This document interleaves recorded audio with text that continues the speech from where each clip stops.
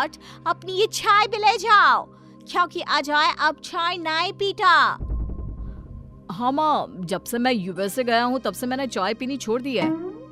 अब एक काम करो, हम दोनों के लिए कॉफी ले आओ। मैं सच में बहुत ज्यादा थक गई हूँ। अरे ठीक है, ला देती हूँ। अच्छा बेटा, तुम्हारे मम्मी पापा इंडियन है या फिर वही अंग्रेजी है? मेरे मम्मी पापा इंडियन हैं, पर मैं शुरू से यूएसए में रही हूँ, इसलिए मैं खुद को अंग्रेजी मानती हूँ। वैसे अब जल्दी से जाकर मेरे लिए कॉफी लेकर आओ, और मेरे बारे में इतना ज्यादा इंक्वायरी करने का जरूरत नहीं है। अरे हाँ हाँ, अभी लाती हूँ। वैसे बहू, मैं तुम्हें ना इंडिया के सारे तौर तरीके सिखा दूंगी। अरे क्या हुआ, तुम्हारी परवरिश अगर यूएसए में हुई है, हाँ तो इंडियन ही ना। आपसे ज्ञान नहीं मांगा है। अब कुछ देर के लिए हम दोनों को अकेला छोड़ दो प्लीज, हाथ छोड़ता है। अपनी बहू की बात सुनकर माधवी वहां से चली जाती है। माधवी का उतरा हुआ चेहरा देखकर रमेश माधवी से कहता है, हमने इस नालायक को बाहर पढ़ने के लिए भेजा था और इसने क्या किया, बाहर से अंग्रेजन बहू उठाकर ले आया।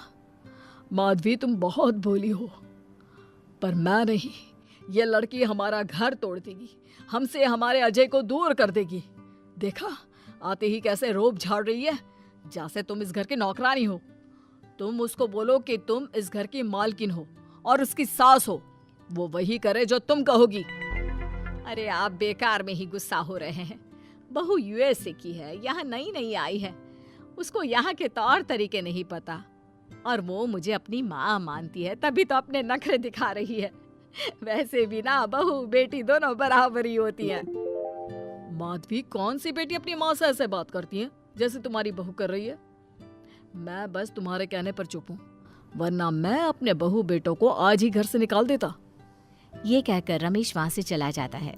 ऐसे ही कुछ दिन बीत जाते हैं और ग्रेटी अपनी बेचारी भोली भाली सास पर अत्याचार करती रहती है। ग्रेटी अपना सारा काम अपनी सास से करवाती और उसी को भला बुरा सुनाती।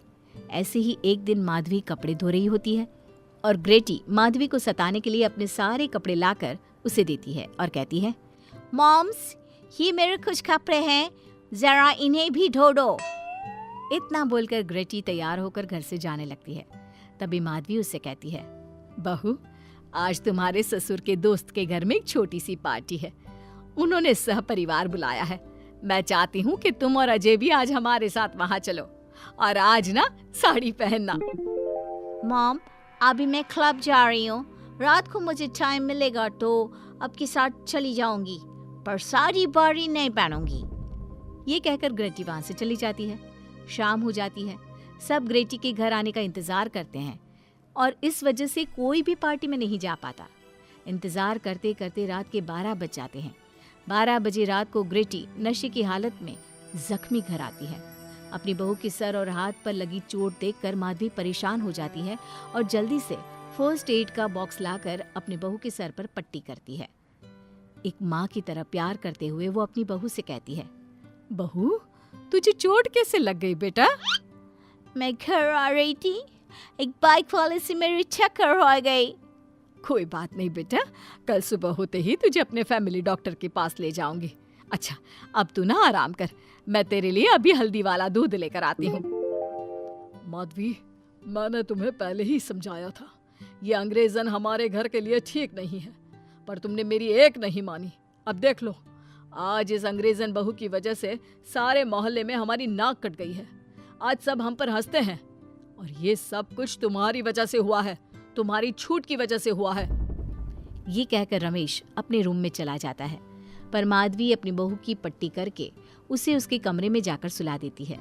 अगले दिन माधवी ग्रेटी को लेकर अपने फैमिली डॉक्टर के पास जाती है, जहां ग्रेटी देखती है कि उस डॉक्टर की बहू ने साड़ी पहनी है